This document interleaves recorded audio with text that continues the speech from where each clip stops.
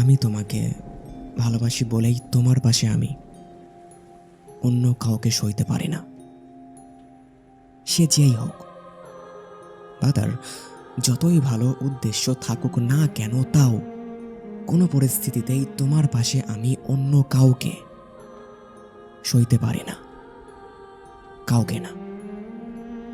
হ্যাঁ, এটাই আমার সবচেয়ে বড় উইকনেস বলতে পারো। এদিক থেকে আমি অনেক হিংসুটে বা সাইকো, তোমার যা ইচ্ছে তাই ভাবতে পারো। কারণ সব কিছুর ভাগ দেয়া গেলেও প্রিয় মানুষের ভাগ কাউকে দেয়া যায় না।